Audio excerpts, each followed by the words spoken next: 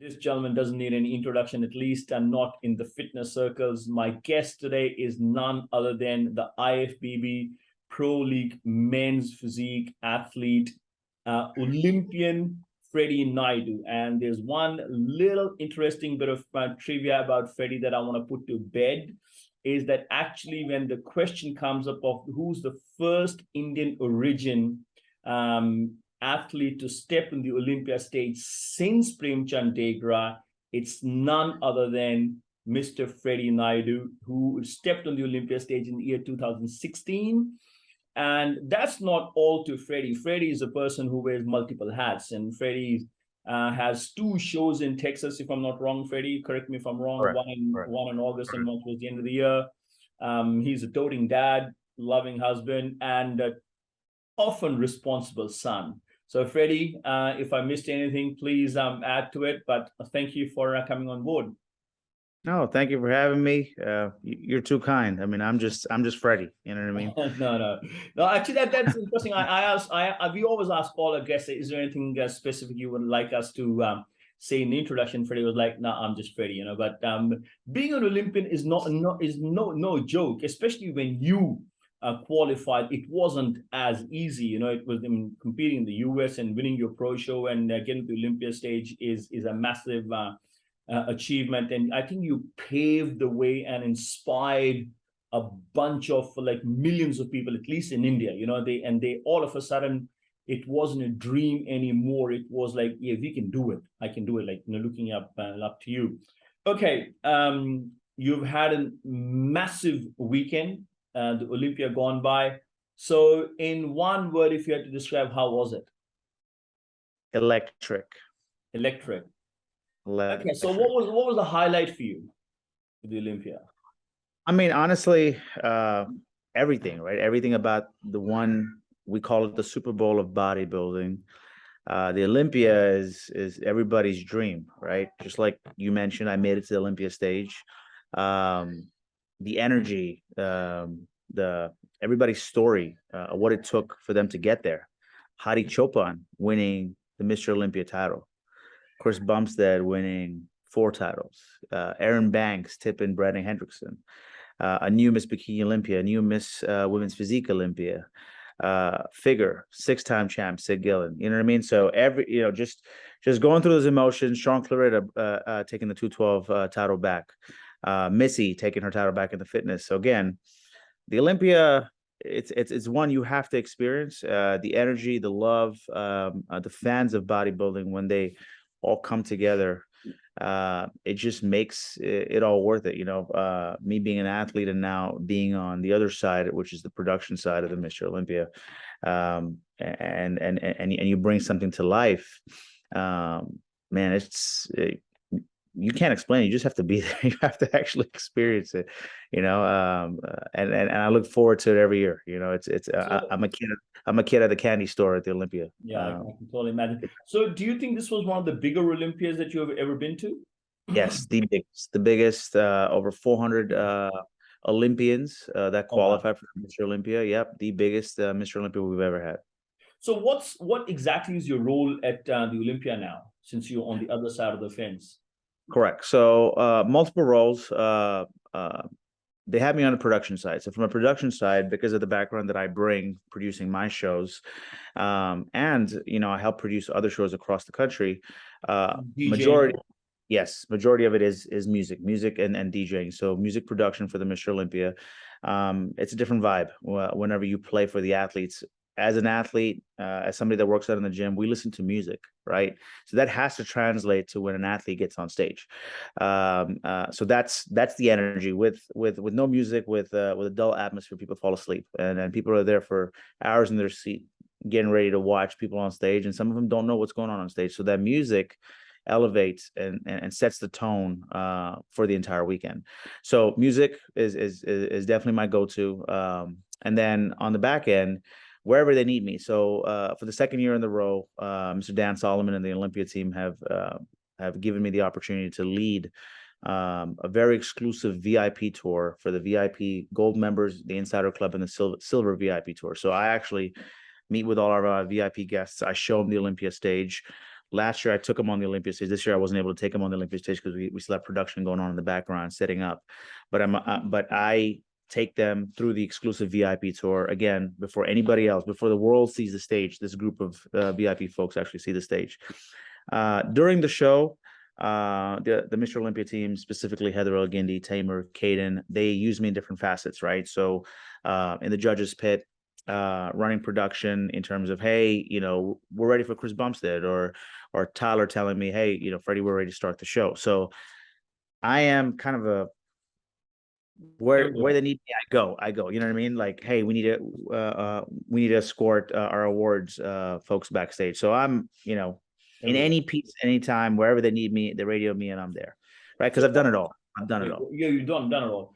Okay, I want to throw you to the deep end, and the hottest topic of discussion every year at the Olympia, when the Olympia finishes, or even throughout the year, the question that pops up is, see, people who are only probably fraction of the less than 1% of 0.1% of the fans are actually the Olympian, can actually witness it up close and personal, these athletes. Even if you're there, you're sitting at least 50 rows away. The biggest question I want to ask you is, because you are very close to the stage, you're backstage with these athletes, you see them closely. The biggest criticism for the athletes over the last 10 years, especially since Phil has retired, is that these guys are not coming in condition. These guys are out of shape. Their lower backs are XYZ. We'll get to the lower backs in a minute. They're just not conditioned like the athletes of the 90s. And every time that I have had this discussion, at least in private forums, not on public settings, I've got a couple of my own personal views about it. I said, when you see these guys, a lot of these athletes, and you see the Instagram posts, not everybody is applying filters to their photos. Okay, not all the athletes. But when you see their photos on Instagram, their lower backs and their glutes and their delts, they are actually literally striated.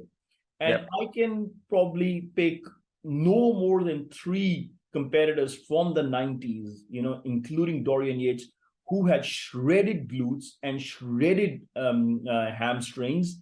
So how much is there a difference in what we see? We'll come to the lighting and the stage and all that.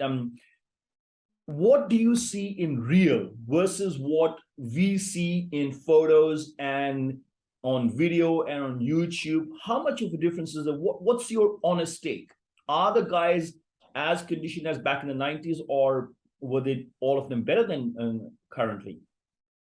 I don't think anybody's going to touch the conditioning that we saw in the 90s with the Sean Rodens and the Dorian Yates and the Ronnie Coleman. Those guys were a different level, right? And also, they didn't have social media platforms to display what they were, where they were 2 weeks, 2 days, 3 months ago.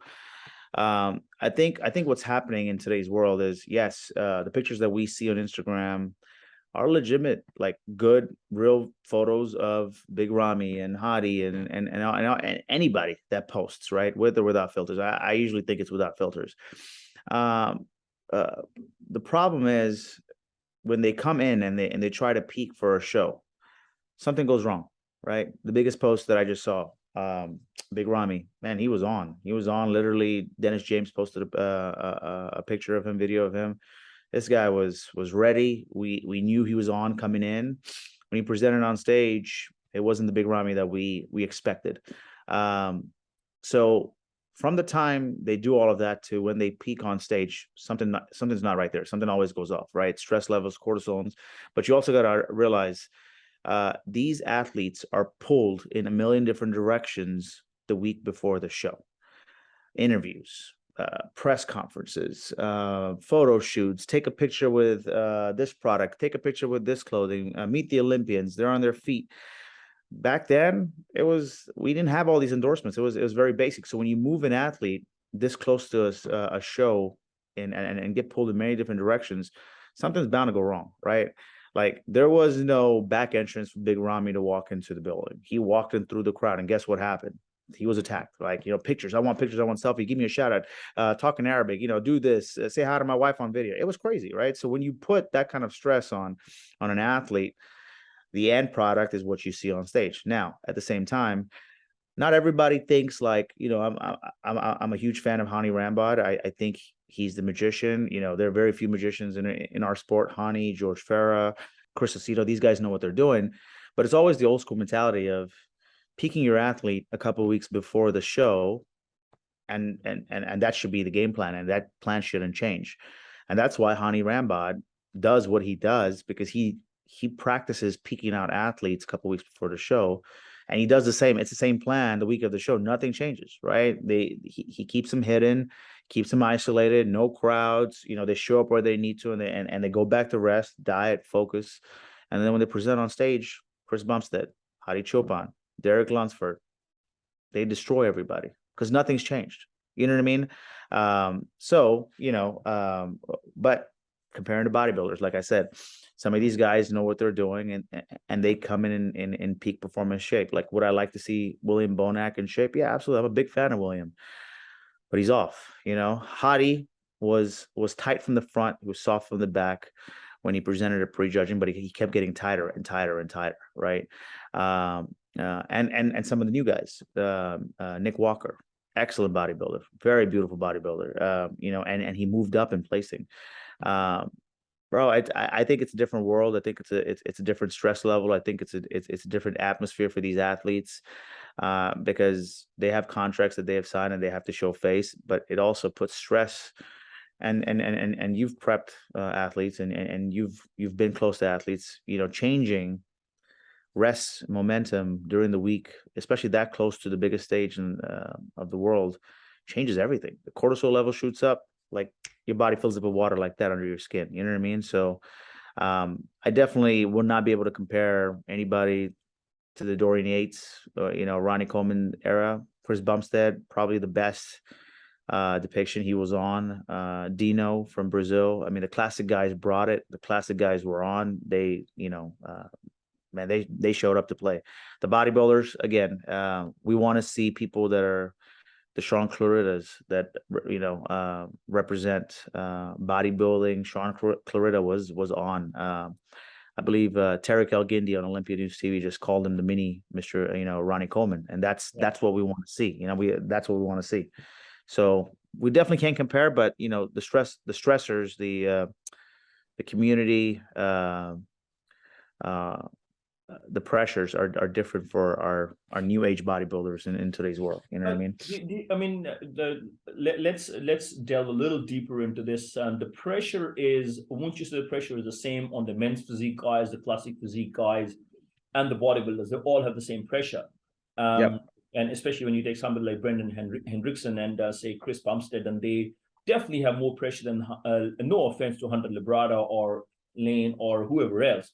Yeah. But yet you see the conditioning in the men's physique guys has just gone to a whole another level. I mean, some of these guys, you see their delts, there's just the separation they're bringing in the delts and in the lower backs is just ridiculous. Same with the classic physique guys.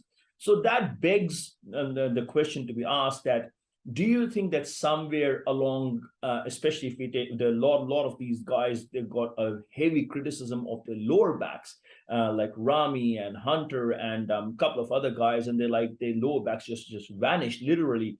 So do you think there's some way that the envelope of trying to push for bigger and bigger and bigger and bigger? I remember Phil coming in at 245, 250 and destroying guys at 280. And these days, a lot of these guys are posting on 285 1 week out. And when they come in, they look nothing like 285 shredded line. Phil was 30 pounds lighter and destroying them. So do you think that somewhere along the way in this quest, I mean, this is the biggest we've ever had the bodybuilders. We've never in history of bodybuilding had so many guys stepping on stage at 250 pounds plus. And so do you think that race for that monstrous size that Ronnie Coleman had or Rami had at his peak, and this, I mean, all speculative, of course, the excessive use of insulin and GH and direct injections in the lower back and lats and all that, do you think that now it's time for judges and people like Steve and the powers at the top to go, okay, you know what? This is like how they changed the women's bodybuilding a few years ago. they've got to start putting down a different mandate? And do you think that is what happened with Hardy winning and Derek coming second and Nick Walker coming third? Because these are the three guys who took the most condition, probably not the biggest. So do you think that the bodybuilding, this race for this size has got to change to bring the conditioning back? I think that's a great question. I definitely can't speak to what everybody takes or what they don't take. I mean, that's it's speculative, as I said, yeah. but I can definitely talk about size. So yes, you ask why the men's physique guys come in always in shape. We don't have to make weight. We don't have to check our heights. We know. I'm saying we as men's That's the physique. same for bodybuilders. I'm sorry to interrupt, but same for Correct, bodybuilders. correct, true. But the race for size at bodybuilders coming in bigger, they sacrifice conditioning. And you're right, Phil Heath, the perfect package. He doesn't have to be, doesn't have to be heavy.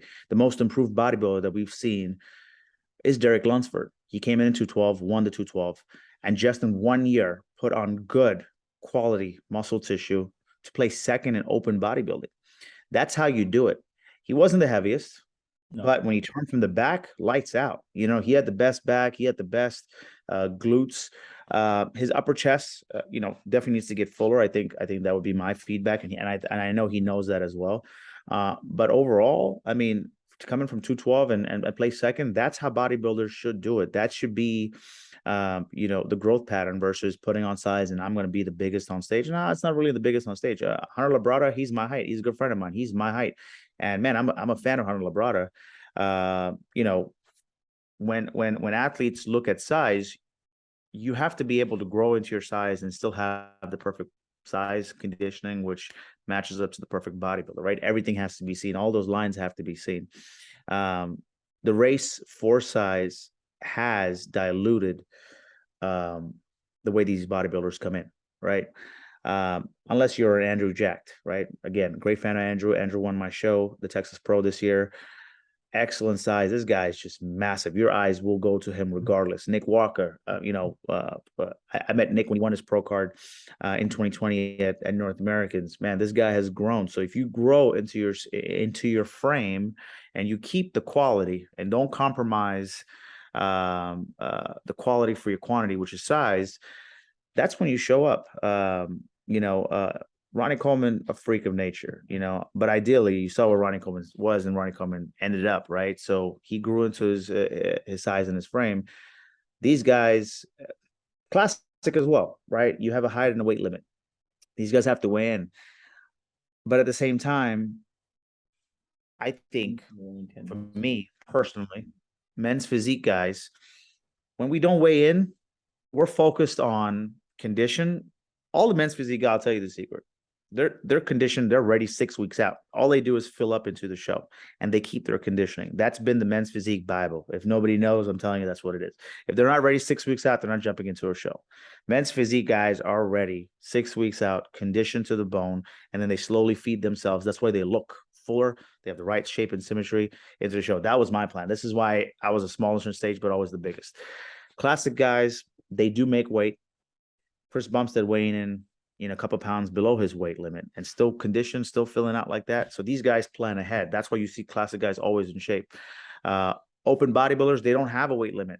Maybe a cap is needed, but I don't think that cap will ever exist because it's open bodybuilding. You could weigh 315 pounds. We could have a 400-pound bodybuilder one day. I don't know, as big as Big Ramy. I think Big Ramy is huge.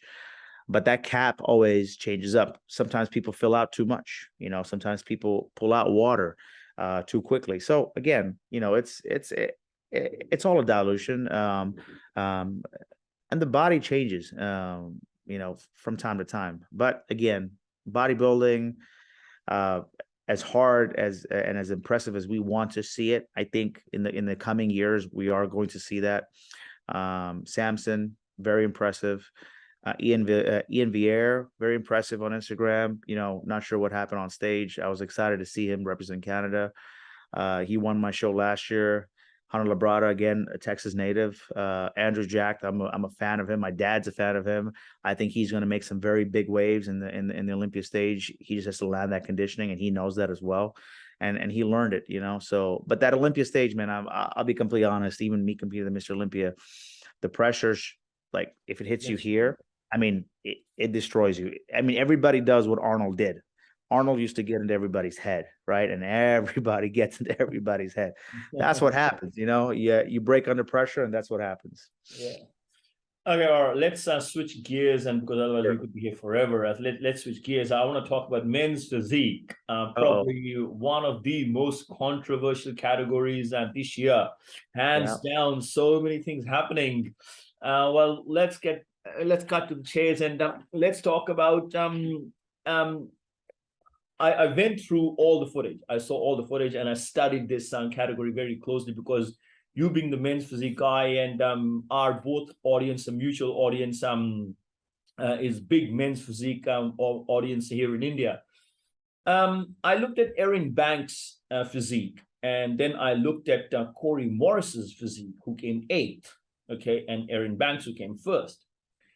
Now, when you put, and I'm going to do a video on this, and when you put Corey Morris and Erin Banks side by side, pose by pose, it's actually very interesting to see there is literally no difference between Erin Banks and in Corey Morris. And this was not just me, and this is because why I looked into, because I heard so many other fitness commentators and YouTubers talking about it. I said, well, let me have a look for myself, and I did. And in fact, in some of the poses, Corey Morris beats Erin Banks. Now, my question is, if you're such similar physiques, and in between that, and you see somebody who came Diego, and Diego's midsection is not what we've always seen the men's physique in the top 10. The midsection is always tight, and there's like washboard abs, tick, tick, tick, like the yoga tub abs. So do you think there's a why somebody like Corey would place eighth when similar, almost identical physique is winning the show? So great question. So let's start off with Corey and Erin. Similar statures, similar size, similar shape, right? Tall, long torso, sharp abs, nice back. If I were to really pick apart Erin and Corey just won my show Battle of Texas, and he's actually one of the most improved I've seen. I congratulated him as well. But as we posed these guys, the image that we see on stage, a photo, might have been the perfect shot of Erin and Corey. Athletes fade on stage, right? You have to be able to stay full. You can't flatten out on stage. And Corey, his back started flattening out a little bit on stage, right? Erin stayed full. Erin didn't go this way or this way. Erin stayed Erin. And Erin, as a matter of fact, kept getting tighter and tighter and tighter as they pose him. That's why the judges pose him. So the first picture we see is the perfect athlete that comes on stage. You know, the Photoshop. Sorry, not Photoshop. The shot that's taken by the photographer, and that is the peaked athlete that presents themselves on stage. Cool. We can compare an initial presentation, but when you actually compare these athletes, and as a pro league judge myself, we compare athletes side by side for those who could hold their conditioning and hold their size and hold their poses, well. right? Yeah. So Corey fell out of the top 5 again, you know, but now let's not discount Charjo Grant that made the top 5. Charjo Grant never thought that he would make top 5, kept his physique, kept getting tighter and tighter and tighter, small waist. And honestly, he would be a better comparison height-wise with Erin, because these guys kept getting tighter. Again, no disrespect to Corey. I love Corey. Great champion. Yeah. You know, and again, winning my show, he's a good physique. But at the same time, you can't flatten out on stage. And we saw a little bit of that. So you can compare backs, you can compare Erin, but if Corey kept his size, his conditioning, I think that would have been a comparison. That's what Charjo Grant did and jumped into the top 5. Again, never placed, you know, in the top 5 in Mr. Olympia ever, and he breaks top 5. Same thing happened to Arya Safai last year. He peaked at the right time, kept his conditioning, and broke top 5. Now, Digamonto representing Brazil. When these athletes walk on stage, and I think that is one of my biggest pet peeves in the men's physique division, man, I tell people, keep that core tight. You know what I mean? When we're all relaxed, the abs are not flushed in, and that's what everybody sees. But when my man from Brazil hits his front pose, his abs are in. His abs are flushed, and he posterizes as a good men's physique athlete. And again, back excellent. He's a shorter guy. Everything tucks in well. Everything is stout about him, and I think he fits that men's physique description. But when I tell these guys, every men's physique guys, and as a judge, when I critique these guys, I'm like, guys, your abs have to be flushed in, regardless if you're on the diagonal. Whenever you're walking in, don't walk out with a big stomach. You know, we know you've eaten, we know your stomach's out there. Keep that, keep that ab condition. That's what bodybuilders got, and that's what Arnold commented on. A lot of bodybuilders, and guess what? All these bodybuilders doing, the abs are coming back in. These men's physique guys need to learn that as well. But anybody in that category, especially Diego from Brazil, man, when he hits that front pose, that straight on pose, very dangerous. I mean, you can't even compare him. Like, I would have liked to see him and Ryan Terry. Ryan Terry, again, one of the most improved men's physique athletes and bodybuilders that we saw in the men's physique category. I would have loved to see Ryan Terry in the top 5. But at the same time, 68, 70 athletes. I mean, it was crazy.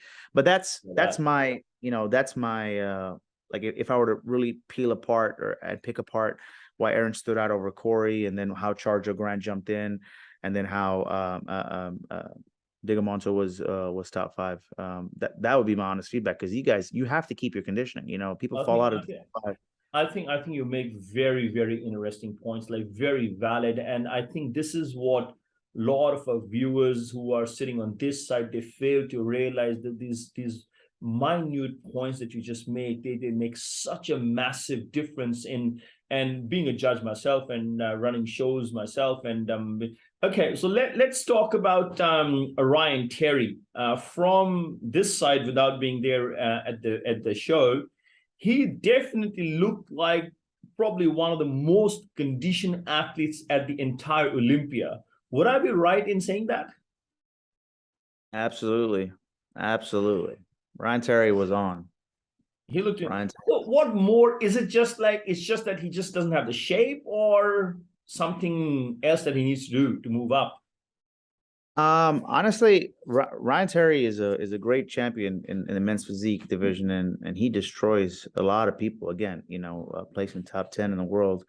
The competition has just gotten that much more critical, I should say. Ryan Terry, most conditioned, could have had a little bit more size, a little bit of a fuller chest. I mean, that's what we're always looking for, right? And very aesthetic, man. I mean, I'm all about aesthetic. I'm a men's physique guy myself. But if I were to nitpick one tiny thing about Ryan Terry, is that front pose where when he hits that angled side pose, and then his abs kind of, that there, like, throws me off, versus him being able to hit it straight on and the abs are flushed in, because he's the core king of the world. He's had the best abs since I've known him, right? So that might have been the only thing that I might need to change, a little bit more size. His back has been most improved. His posing, which I truly, and I always shoot straight, I was not a fan of, with his elbow from the side and all that good stuff there, and he changed that. So very aesthetic posing. Again, we haven't seen him for a very long time, and then when he shows up, he did his thing. A little bit more size, fuller chest, and then obviously you only get one shot at this. You have to present your strengths on stage, and something that's more appealing, that's more aesthetic, that stands out, to make the judges look this way versus this way, and be like, oh, let's bring Ryan Terry in the mix. But yeah, he was the most. I'm a fan of Ryan. You make a very poignant point there, and that's something that I think not only I picked and you picked, and a lot of other, and definitely judges would have picked. And there was something that he was doing, that his midsection was creasing. He was getting that little wrinkle, almost like loose skin kind of thing. But he doesn't have loose skin, so he's not an old guy. I mean, he's older. He probably, just the way he sat on his abs, which insinuated that. Again, bro, there is no loose skin on that guy. Exactly. Ryan Terry was on, and he looked phenomenal. I'm a fan. Yeah, I'm a fan of Ryan.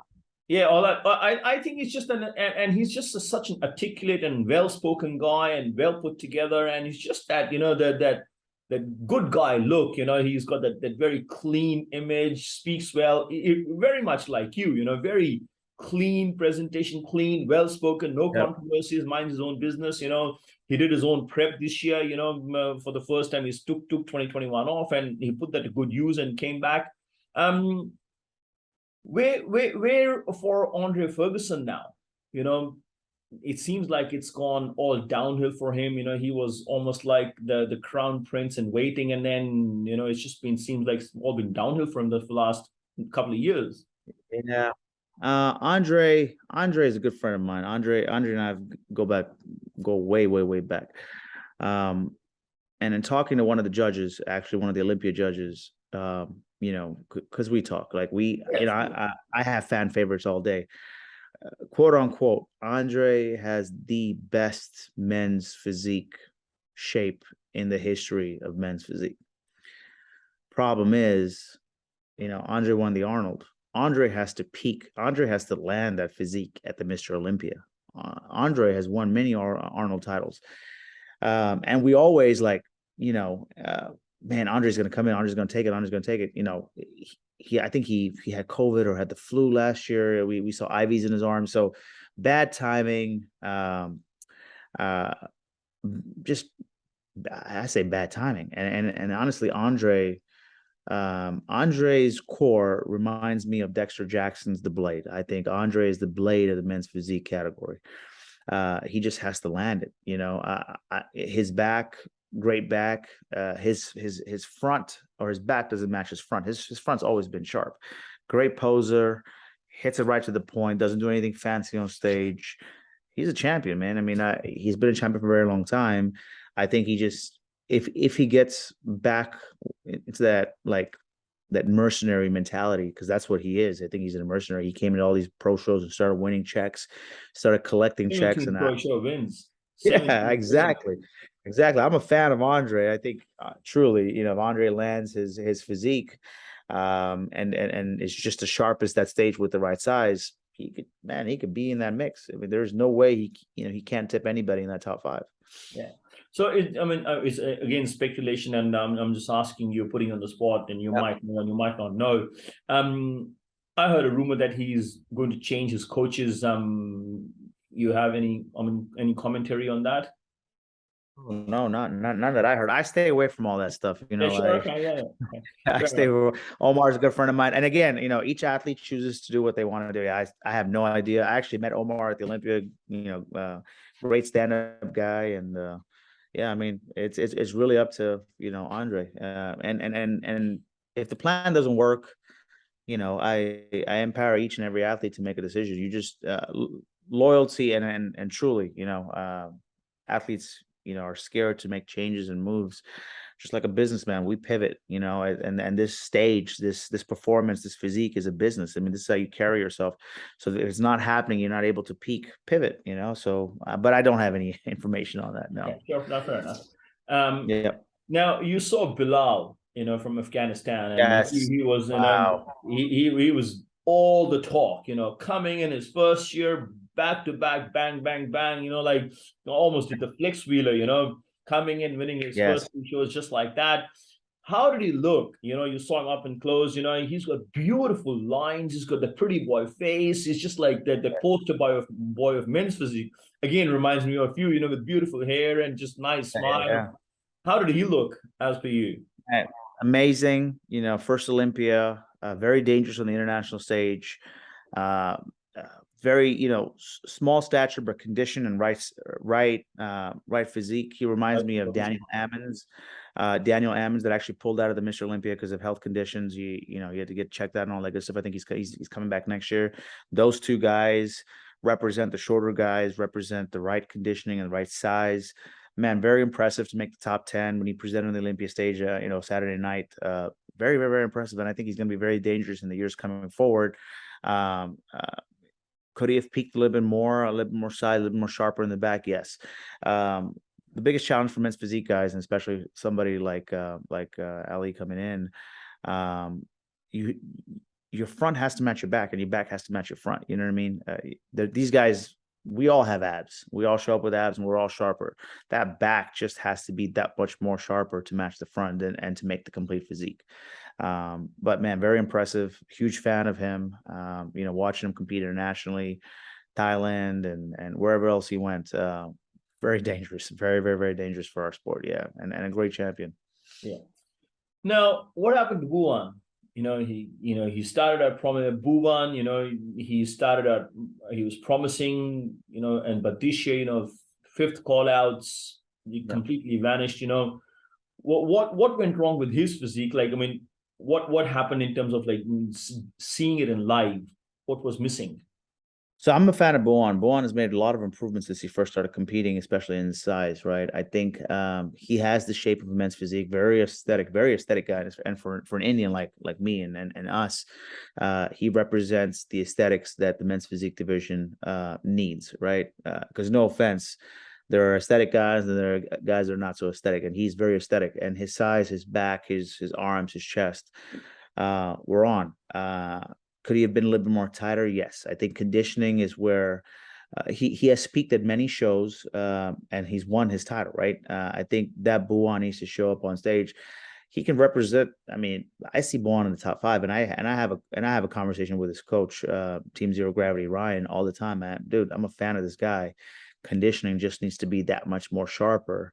And like we were talking about bodybuilders, could there have been a compromise for size or conditioning in this, in Buwan's plan? Possibly, because he came in huge. I mean, this guy looks freaking massive, and he matches up really well. Just that conditioning, that sharpness, is what we need for men's physique. There was a criticism, again, I can't remember from who, from one of the more popular commentators, uh, yeah, Hart McGrath, on his YouTube channel, and his criticism was that his back is kind of like flat, and he needs a lot more work on his back to bring the thickness, and he was like literally flat, and his chest also, because just as in so the shape of his chest is like kind of like slightly higher. It's not like that full round chest like you see the guys like Brendan Hendrickson and all these guys, like really full massive chest. And so do you think that something like that, he's past that window of coming back in the fold of the top 15, top 10, or you Mm-mm. think he can make the necessary improvements? I think he can make necessary improvements. Buwan has grown, and I don't know Hart McGrath or the name that you just took. So if he's not an IFBB Pro League judge, it doesn't matter what he thinks. Buwan is again for representing Indians, and I'm being biased because he's Indian or he represents the country of India as an athlete himself, and from where he started to where he is today. I think he's made a lot of improvements. If it is roundness in his chest and if it is detail in his back, I mean, he's with a good coach. Ryan knows his stuff, and Ryan has produced a lot of champions with Team Zero Gravity. I think they need to go back to the lab and do their homework and come back even sharper. Buwan can actually crack top five, but also it also depends. Like look at last year. We didn't have 70 plus men's physique athletes. It also depends on when and who shows up. Next year we might not have 70. I mean, we could have 40, and then Buwan is your top five, and he cracks the top five. Again, regardless of size, shape, symmetry, I think Buwan can make the necessary improvements. Man, I'm again not being biased, or what I saw, Buwan looked very complete. His chest was full, his back was full. When you add the conditioning, which separates the muscle, that's when you get the depth. That's when you get the detail, and that's when somebody stands out in my book. He just needs to land his conditioning. That's it. And maybe a couple more weeks, and he would have landed it. But I think landing his conditioning now. Also, this guy did a lot of shows this year, traveling back home to India. So putting your body under so much stress. That's why I always tell people it's always about strategy. You can only do so many shows a year unless you're Dexter Jackson or Andre Ferguson or like myself, where we like shows back to back to back. I got fuller and tighter every show I did. Not every athlete can do that, right? So looking at Bhuvan's travel plans and going back home to see family and then being in India, traveling like that, I know it puts a lot of pressure on your body, and go right back into prep. Man, your body's under so much stress. So no, I think Bhuvan has an excellent chance of standing up and still showing out on the Olympia stage and on the pro stage.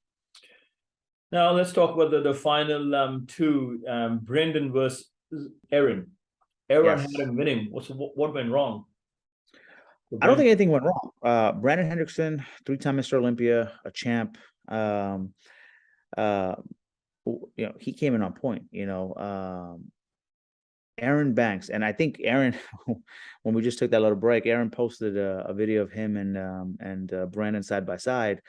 Aaron, when you compare him, poses smaller waist, huge chest, right? Back could be comparable. I can give him the back to both sides, but um, uh, if again, if I were to peel both of them apart, Aaron just looked men's physique this year. Not that Brandon didn't.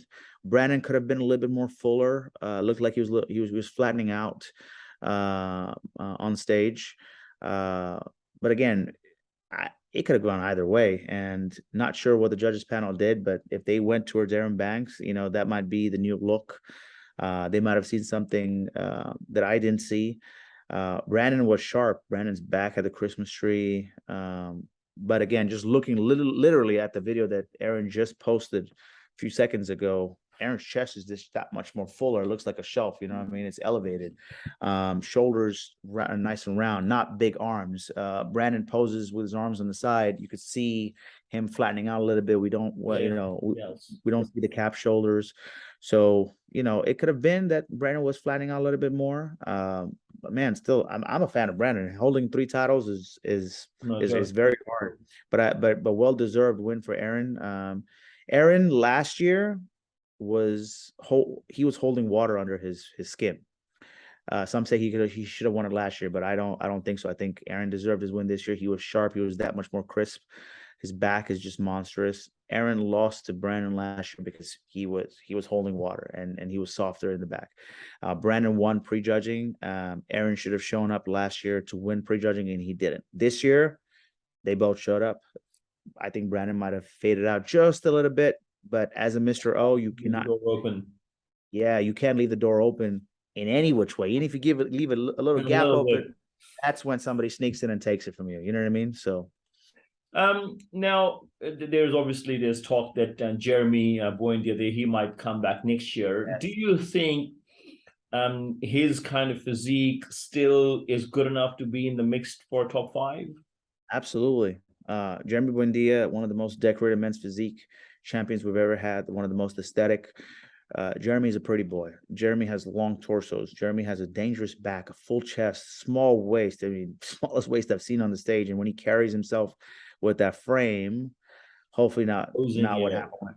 Yeah, when he lost his title, he's very, very, very dangerous. Do you think, sorry to interrupt, do you think he can bring back just his previous best, not when he lost his title, he bring his previous best, the same package in today's 2022 or 2023 is good enough to be in the top 3 if he nails it on point, or does he need to pack on more muscle?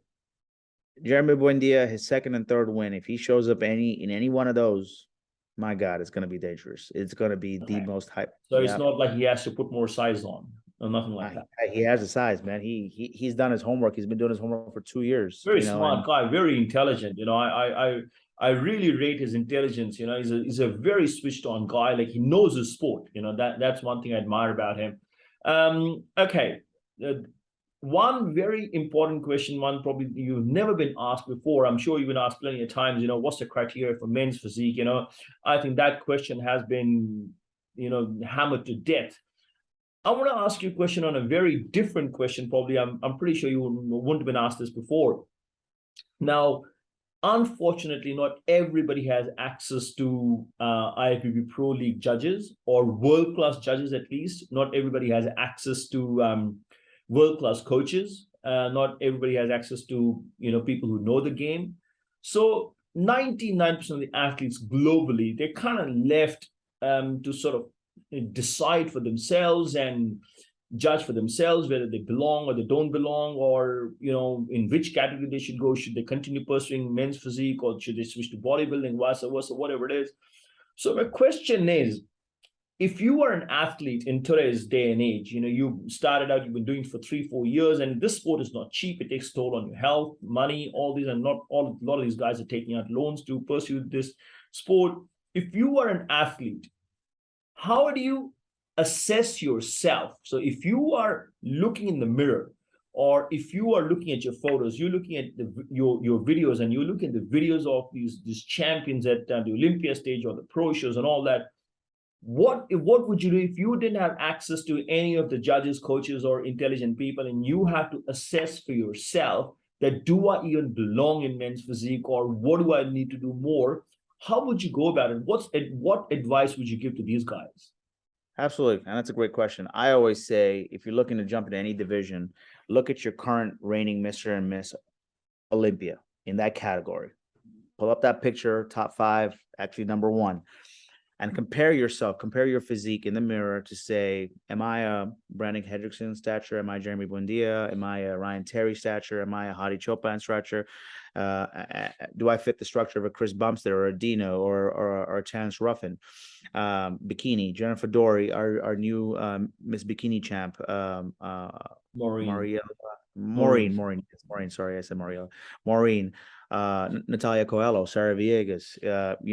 You have to be able to compare yourself to the current rating standard for that year. If you meet that category, if you meet the back, the lats, the shoulders, the arms, the abs, the chest, the quads, the glutes, the hams, whatever, calf muscles, whatever it is, the posing, if you think you fit in that category, that's the category you shoot for. Now, the body grows, right? So I've seen a lot of people transition from men's physique to classic, downsize from classic to men's physique, up to bodybuilding. If your body grows, then that's when you shift to say, okay, I'm here, men's physique. Let me shift over to classic or even 212. Sean, 185 pounds, smoking people on stage, like destroying Crazy. them on stage. You know what I mean? So you got to have, and Sean is the perfect example of the right size and symmetry and just dominating that division and just destroying. You don't have to be 212 pounds to win a 212. You just have to be a good bodybuilder and the best bodybuilder on that stage. So you look at that category and, looking at Sean, he's my height. I'm 5'5". You have 5'5" guys weighing in 180 pounds that look complete. You can do 212. You don't have to go to classic, right? Could Sean do classic? Absolutely. But Sean fits in the 212. So I think to best answer your question, look at the standard, which is the standard at the Mr. Olympia and a Miss Olympia standard, and pick apart where your body fits. Do I need a chest? Do I need a smaller waist? Do I have big legs? Can I fit? Is my side sweep there for a classic? And my front double bi, do I look classic bodybuilding? And truly between bodybuilding and classic, if you like to look old school and genuinely like, the Frank Zanes of the world, you go into classic. If you want to hit more poses, go into bodybuilding. But I think that should be the standard where people decide to say, okay, I can do this. I have the genetics. I didn't come with genetics. And Indians, as you know this, when I started, man, nobody told me I could do bodybuilding. I just tried it out and I fell in love with the sport. I actually started in bodybuilding. Men's physique was not there. I was a bantamweight bodybuilder, winning the Ronnie Coleman Classic here. And then men's physique comes out and the judges were like, man, you got a pretty face. Put on trunks and get into men's physique. And guess what? I shifted from bodybuilding, right? So you have to be able to make that shift, but also decide where you fit in that standard and be able to apply your physique and your training and your journey to that standard. That's how I think any athlete, anybody looking to come into the sport should do it. I think that's great advice. Now I've observed classic physique the way from since Danny won classic physique, and then Breon won, and how the sport has evolved. And I looked at all the guys who came into the classic Olympia this year, all the guys who qualified. And one of the things that I noticed, and you can probably confirm or say no, would I be right in my assessment? I didn't get the chance to study every single one, but what I felt was that most of these guys who were on all the qualified guys, forget the top 5, forget the top 10. A lot of these guys were, majority of them, if they were, let's say if there were 60 competitors, good 40 to 50 of them were all 5'10" and above. Would I be right in? So yeah. So very most tall. Were very tall. So do you think that the sport, the division of classic physique has evolved in the direction that if you aren't really 5'10" or above, you're really pushing shit uphill, for the lack of a better word? It's an Aussie expression. Yeah. So do you think that, I think we have to be brutally honest with ourselves, and especially, this is not to discourage anyone, but as you said, you've got to be honest with yourself, because this is not a, so if you were a 5'7" men's classic physique pro, like my athlete just recently won the classic physique pro, and he's 5'6", 5'7", and a lot of the guys who are 5'7", 5'8", do you think that it's probably not a bad idea for if you're 5'7", 5'8", or shorter or under, if you're not 5'9", unless you've got beautiful lines, you like beautiful lines. And sometimes you win shows, there's only two competitors and you become a pro all of a sudden. Your next thing you realize, IFBB pro.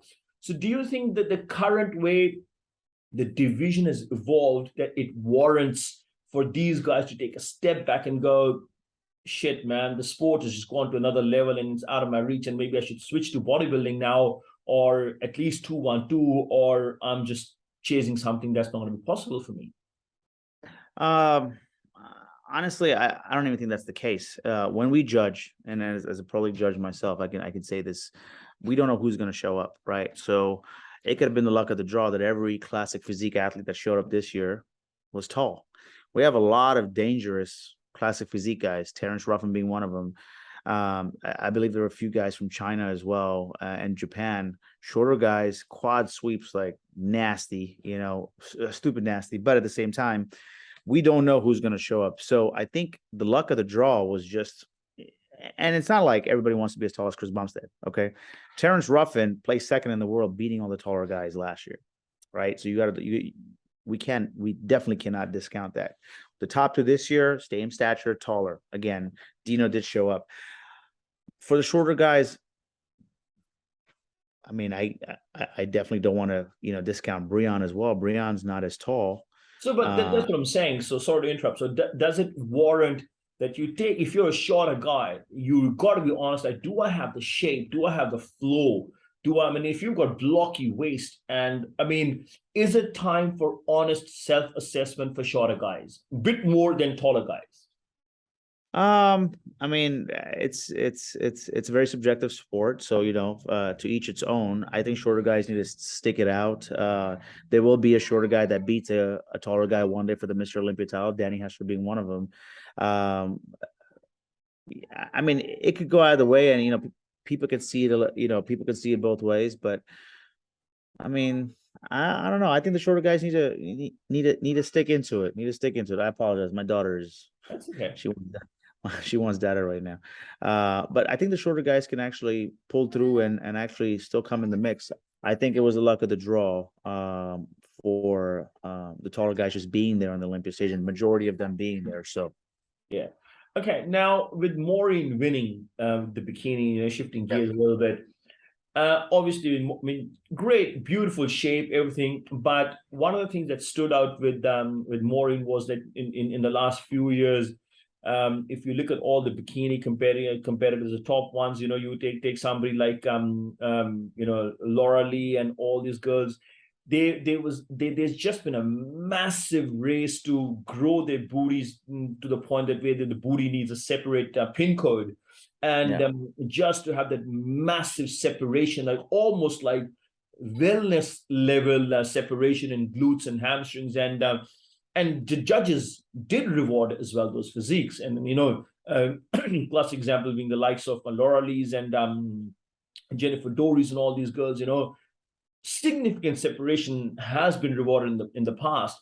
Now, when I look at Maureen's physique this year, she was nowhere near beautiful. I mean, no complaints. The top 10, any of the girls can win. But she was considerably softer in her glutes, not that the separation that we've gotten used to it.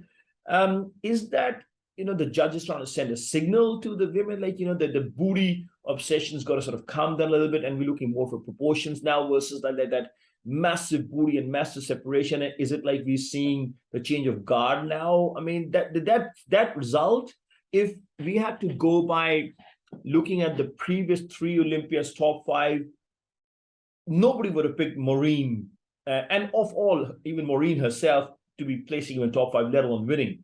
So what does that mean for the bikini division moving forward? Because I had so many, a couple of my girls messaging like, what do you think of this? And I was like, I don't know. I'm going to have Freddie. I'm going to put him on the spot. So Maureen, yes, definitely a softer look. And I think you're right. She was the perfect physique on that stage. And the top 5, we definitely can't discount Jen Dory. Jen Dory's last year's look was the look that they went for this year. Maureen, Jen Dory was a little softer last year, still athletic, Still tight core, still shaped glutes, still capped arms, not too much of a cap, still bikini, still hourglass shape. Was she, could people argue she was a little tighter? Yeah, but that's the best Jen Doherty I've seen. Now, at the same time, the message is we don't want bikini girls looking hard anymore. I mean, we are going for a softer look. We don't want chiseled abs, and we don't want separated abs, and all that other good stuff there. And definitely talking about the glutes, there has to be a controlled growth factor. The glutes on a bikini body can be out there. You can't shift into wellness and still be in bikini. We have to keep the line separated between wellness and bikini. I think that's where Maureen tipped the scale and took it. Jennifer Dory, the best Jennifer Dory I've seen. She could have been a little bit more fuller. Posing a little questionable, but again, presentation is always key. And yes, I mean that is the message. Daraja making the top 4 and Yeah. 5. Yeah, Ashley Caught Ashley Caught has always And been making very a dangerous. comeback, yeah, and Yes, and she yes, came you know in a what I little mean. softer in her defense, and I've seen Ashley coming in the past and like hard as nails, like very very hard, having like washboard abs. But this year you came in, she came in a little softer, and do you think there is somewhere that because obviously I remember reading somewhere that Jennifer was told that she's got to come in tighter, and she came in tighter, and then she got pushed to second. So do you think sometimes the judges have got to, they end up giving different feedback to athletes, and then they get confused, or there's got to be a bit more uniformity in the feedback as well? No, honestly, Jen did come in tighter, but tighter and harder are two different things. Tighter and True. yeah, you know what I mean. Like tighter can be athletic tight, and harder can be hard. You know what I mean, like muscle and bone. So, she definitely came in tighter. And again, I wasn't on the judging panel. Again, I guess my eyes went to Jennifer more than it went to Maureen. But then when I rethink about it, and if I'm not sitting there and looking at it, I definitely can't Sure. see what the pictures we're seeing. But then now looking at the pictures, I mean, I could agree that Maureen was the best Miss Bikini Olympia. Again, not discounting Jennifer. I think was very, very, very close, and you saw the points as well. It was a 1 point difference. So somebody voted this way or the other. Sure. So yeah, I think that's And where and do you that's. and do you think like Laura Lee went too much on the scrawny side? Because I looked at Laura Lee, and honestly, when I look at Maureen placing first, and I compare Laura Lee's physique, I mean, not discrediting Laura Lee, but when I look at her, and I look at the first 2 or 3 places, Laura Lee, to me, she didn't deserve to be in the top 12 to 15 based on if we compare. Because when I look at Laura Lee's physique this year, this was the first time I literally felt she overdieted. She overdieted, like where her ribs were starting to see. I mean, you can see the intercostals is one thing, seeing having a little bit of obliques is one thing, abs is one thing, but to actually have your ribs sticking out, and I thought that was like, I mean, if these are your top four, and these are your 6 to 10, the fifth position is completely out of whack. It just didn't make any sense for her to be in there. So do you think that it's there? I mean, then again, it becomes confusing because all of a sudden you've got somebody who was so freaking hard and shredded to the bone, over dieted, clearly, in my Yeah, opinion. yeah. So, where does it leave the girls? I mean, and the bikini division is the division that scares me the most, especially when I'm judging them, because they're all champions in their own physiques. I'm a fan of Laura Lee, I'm a fan of Janet. Very aesthetic, very pretty girls, and they all fit the hourglass shape in their own physiques. That's the best way I could say it. Uh, but at the same time, like you said, over dieting just to look smaller on stage. Um, some people overdo it, right? I think that may be what might have happened to Laura Lee.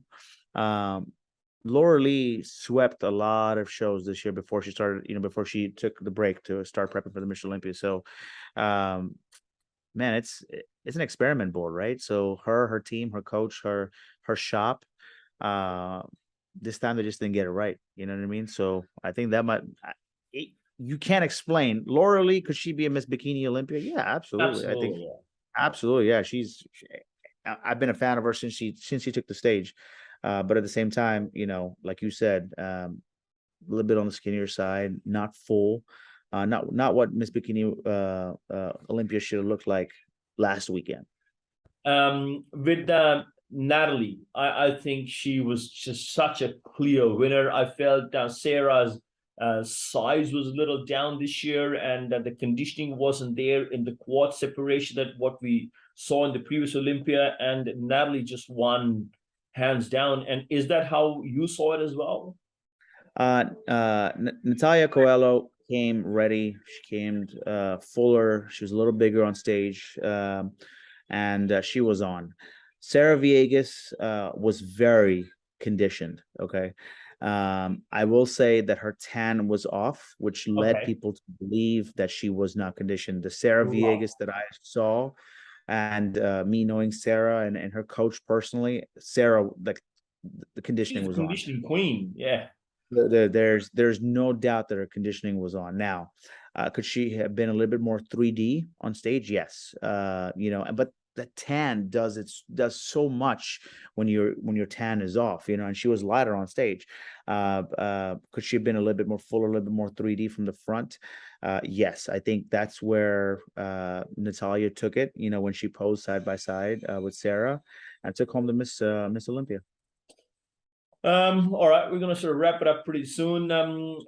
What about the Indian athletes? What does Manoj Patil needs to do to get the pro win and get to the Olympia? Where is he sort of lacking? What does he need to do next? Manoj Patil is a good friend of mine, great guy. I think Still the working first together? Are you guys still uh, working together? so full disclosure, we never worked together. Like, and as a judge, I'll say this: if anybody wants a critique on posing, on what to do, I'm open to that. Uh, I will never tell you what to. I'm not a contest prep coach. I think Okay. that's where, yeah, Manoj calls me a mentor because he came from nothing, right? He introduced me Yeah. to his parents. He didn't know what a tan was. He didn't know what peak week was. He didn't know what carbing up was. He didn't know where to go get registration. So I kind of helped him Guided him. Okay. the right way. Yeah, Okay. yeah. So Manoj, again, a good friend of mine. I think the biggest thing Manoj needs to do is fix his mentality, and he knows that. If he fixes his mentality to where it was when he wanted his pro card, he could be one of the most dangerous athletes to come out of India. Manoj's mentality being affected by the world around him, by the criticism of social media and the BS, which is what I call, which is what I don't care about. People in India, and I might go off on a tangent here. We might have to come back on this. People in India worry about Instagram followers more than anybody. I really want to hear that because I'm sorry to interrupt. I really do want to sort of get this message from you because reason why I say that is because you're very respected, and I coming from somebody because I always say to people, I said you got to remember people are watching. There are the potential sponsors are watching, your judges are watching, the promoters are watching, everyone's watching. So you've got to watch your mouth. You just cannot say whatever you want. I mean, I have been there. I have been on the receiving end, and I suffered a lot in my life because I didn't have anybody to tell me like you got to pull your head in. With my personality, so I learned it the hard way. So now when people sort of try to stir me up, I try to stay clear of it, and I don't want any of it. And I tell everybody, I said, if you get distracted and pulled by every second person, you're moving away from your goal. So I definitely do want your take on this. So what does Manoj have to do? I mean, obviously besides his physique, the thing that he needs to do. So where do you think he's going wrong, and where do you think a lot of the younger athletes are going wrong, and what do they need to do to maximize the potential? Um, Manoj Patil, I mean, I don't think he's doing anything wrong. I think he just needs to reassess where he puts his focus on, and that's away from the social media and the BS of the world, and stay a little bit more focused on the athlete in him and the drive, which is his family, which is his parents, and and to move forward with his name, focusing on the social media BS, as I call it. Uh, just changes everything. I mean, it's not wanted, and a lot of people back home from India, that's all they care about is followers. I mean, who gives, excuse my friend, who gives a fuck about followers? You know what I mean? And what the world thinks. It's about you. let your actions bring people over, not how many likes you get or how many comments you get. That just blows my mind.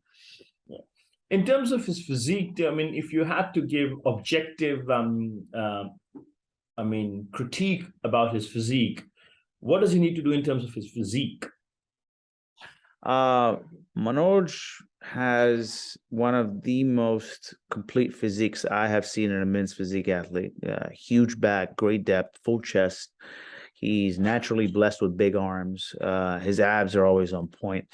I think from when he earned his pro card in Delhi or no, Mumbai. What, one of those two cities? I get them confused. Anyways, whenever he won his pro card in India, I think that physique conditioning with a little bit more size would be the perfect Manoj Pato for the IFBB Pro League stage, and the Olympia stage. I think again, this guy has no defects. He just has to land the right shape and size and bring back that conditioning. And I know he went through a back injury, which was pretty devastating for him. He's getting ready to compete, and uh, again, he just had roadblocks in his way. If everything just left him and he was able to focus with him in the gym and diet and training, I think Jeremy Buendia is actually coaching him now. Yeah. I think he could be very dangerous. Yeah. Are you following any other Indian athletes at the moment in men's physique? Sid, Siddhant, he won his pro card. Who was it? Manoj Sangrapani Classic. Yep. Yeah, I'm a big fan of him. Afroz, men's physique. Yeah, Junaid, men's physique. Our bikini girls. Who do we have? Riarna. Yeah. So, I mean, I follow pretty much all of them. I don't keep up with them as much because I'm not on social media as much. I don't Sure. even post on my media page. My social media manager does. I'm behind the scenes. I like to stay away from stuff like that. But a lot of athletes, a lot of good athletes from India. So I'm going to take an athlete's name, and you've got to give me an objective opinion about the physique, not the person. And whatever you know, obviously, when you might not have seen for quite a while. So I'll Yeah. take the name, and you tell me what do you think about the physique. Last time you saw them, and what do they need to do, and hopefully they'll take it in a constructive manner. All your feedback is very constructive anyway. Junaid. The best Junaid I've seen yet coming out of George Farr's shop. I think he needs to. The Junaid that we see 1 or 2 weeks out is what we need to see on stage. His conditioning and size. I think he loses a lot of size on stage. He keeps his conditioning. He flattens out a lot. That's my honest opinion of Junaid. What about Siddhant? Best Siddhant I've seen, and I've had many conversations with Siddhant. He just doesn't land his conditioning. But this year, he bought the right size, he bought the right conditioning, and he looked the best Siddhant I have seen. So if he continues on that journey of landing that perfect formula of the best conditioning, best physique, he will be a very dangerous Siddhant. Okay. What about Afroz? Afroz, man, he's a very gifted athlete. Shorter in stature, big arms. He's like a mini Salman Khan in my book. I like this guy. He just has to. The last couple of pro shows, he hasn't landed his conditioning on point, but he needs to do just that. He knows what needs to get done when he earned his pro card. Big chest, tight abs. Conditioning just needs to be there.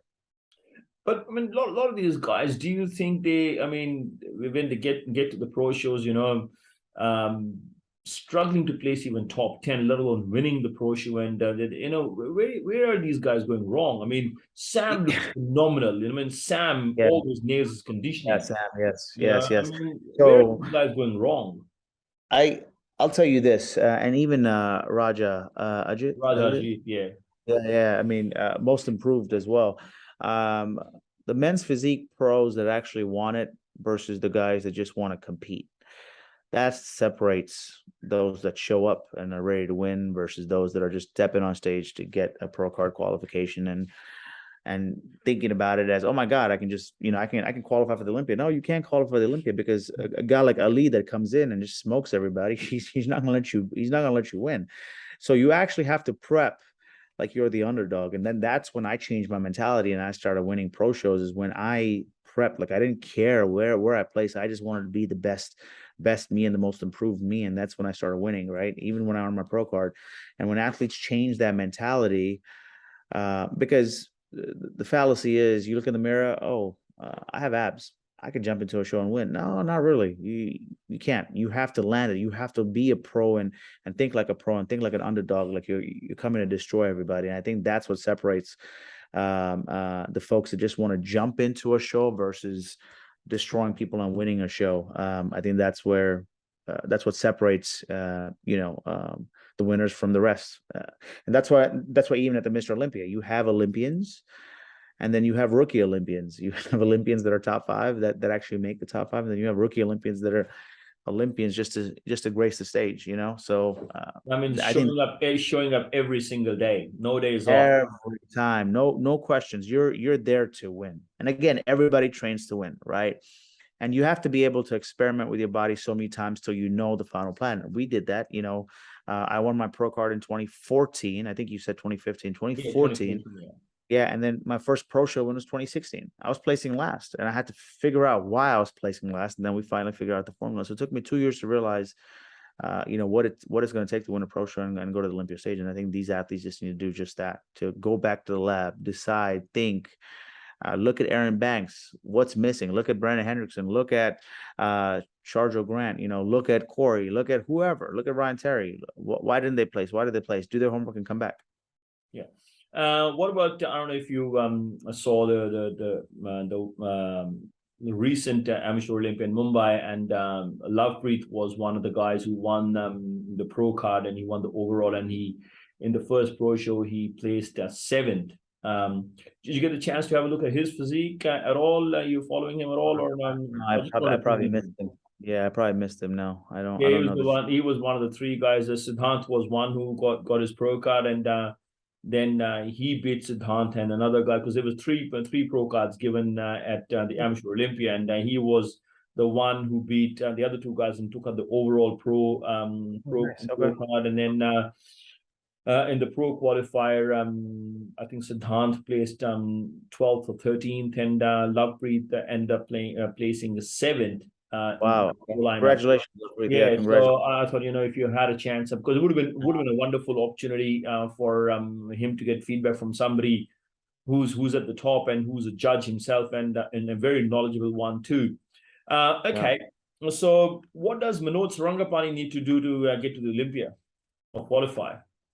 I think he's improved a lot. His back needs to come up a little bit more, and his hamstring sweep needs to come up a little bit more. I think overall a great bodybuilder. He's grown a lot. I think he's there. It's his first pro show that yeah, right. So you got to get a couple under your belt to see where you match up. I think he's on the right direction, and I think him and I spoke about whether he needs to jump into 212 or classic. I mean, honestly, it's really up to him. I think he'll do well in any category. I could be biased and say that for him to stay in classic because I think he's classic, but if he wants to jump into 212, why not? But overall, man, I think he's there. He's almost there.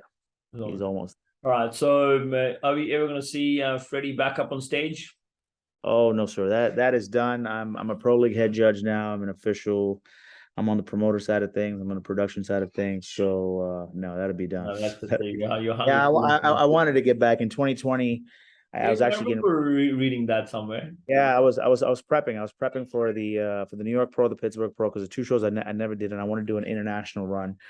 But COVID happened, and Tyler wanted me on this side of things. So he actually gave me the green light to compete, and I was getting ready. But then COVID happened, and that's when my daughter was born as well. So I decided to just wrap everything up. I had a good run, and it was an excellent run. I learned a lot, but I'm also cherishing this role that I'm in because I'm able to give back to the athletes on the production side, on the promotion side, and build stages for them where they enjoy competing. You know what I mean? So I'm enjoying this a little bit more. So if the opportunity came, would you like to judge the Olympia?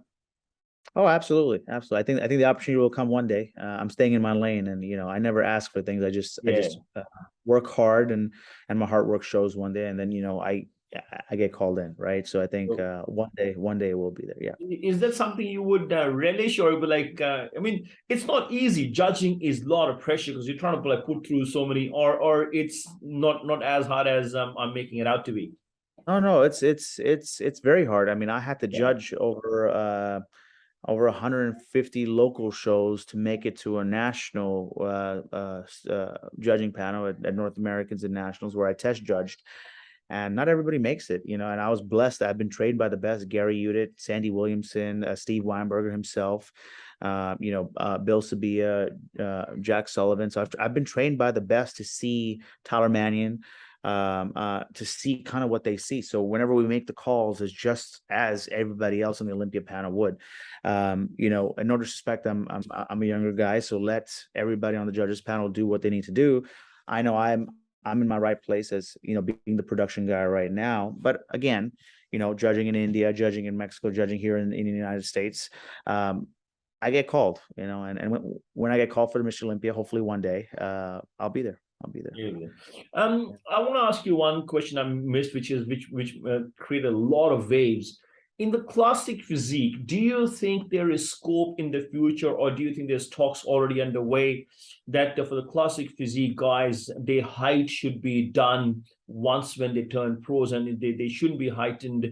Their height shouldn't be measured every pro show, because I know Grant Petris from Australia, a good friend of mine, he actually missed making the weight because of his height, because he was one height in 10 of the pro shows, and then he comes to Vegas, and he's under what he's competed before. So do you think that is something the IFBB Pro League's got to seriously look at to avoid athletes going through this trauma?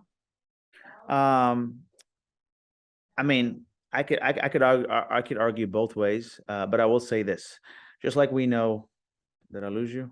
No, I'm here. Cool. Got you. Just like we know, when you compete and you diet down, everything shrinks, right? And truly, as a judge myself, we height athletes every show, right? Man, to be completely honest, people shrink.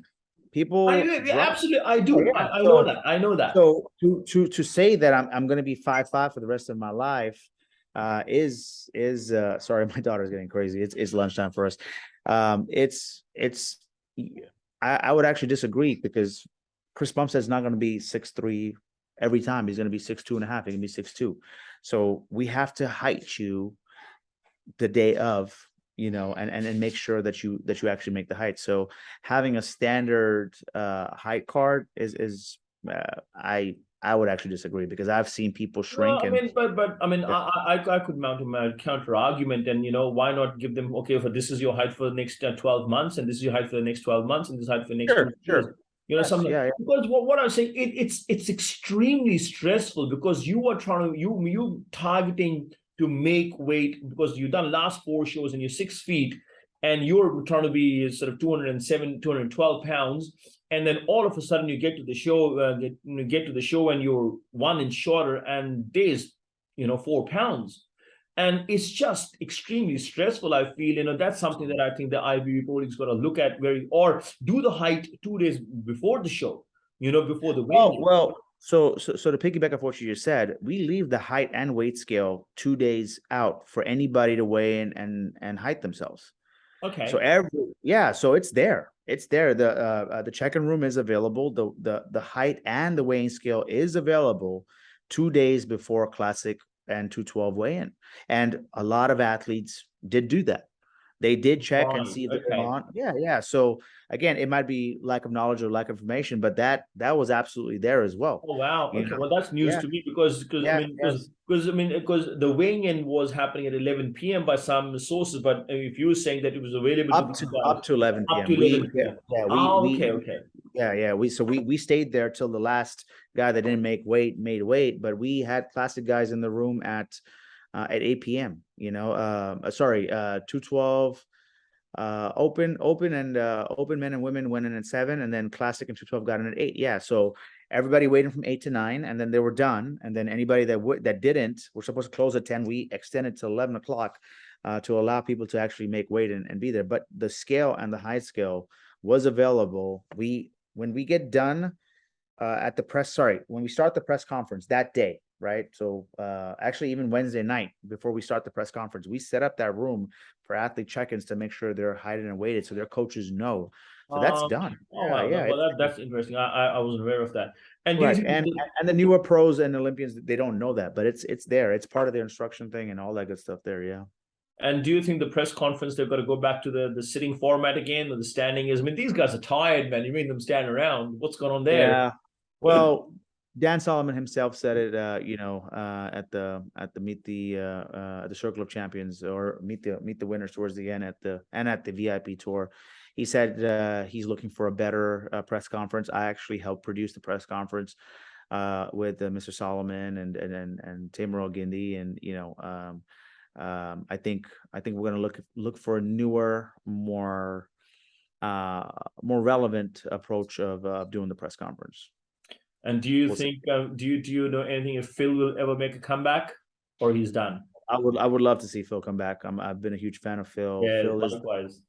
Phil is the gift for a reason. I would love to see him come back. Rumor is he is. I don't know. We'll see. I don't like rumors. I like to see when people show up. You know what I mean? That's All the right. excitement. A lot of people Well, coming back.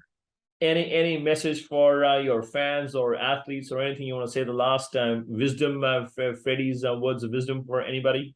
I don't know if I have fans, but to everybody watching, I appreciate, Harry here, thank you for allowing me to speak. I think honest conversations needs to happen more in this industry that we love and we cherish so much.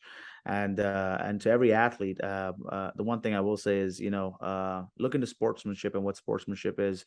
My dad being an Indian hockey player and being part of the Air Force, the one thing he's always taught me is to respect your loss more than you win, and respect the person next to you on your right and your left.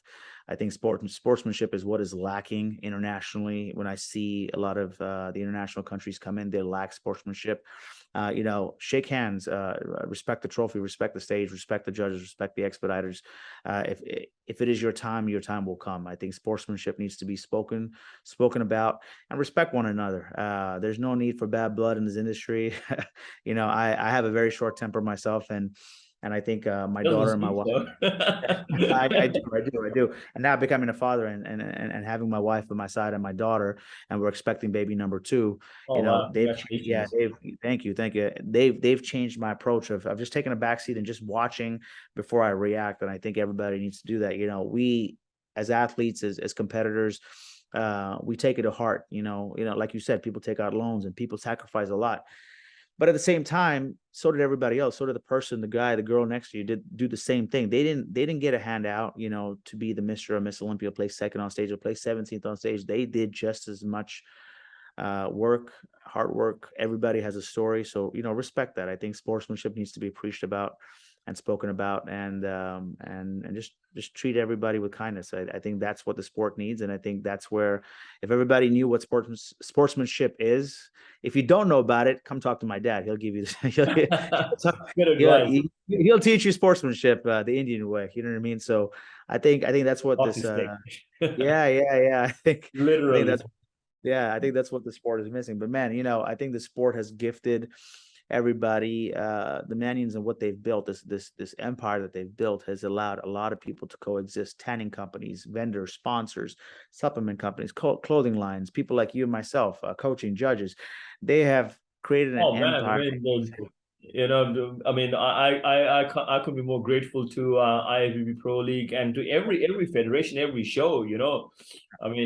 It's given me what I have today. It's been a stepping stone. Why is the Olympia moving to Florida? I think flexibility and putting everything under one roof makes it easier for athletes, going to the Planet Hollywood and going to the Venetian for the expo.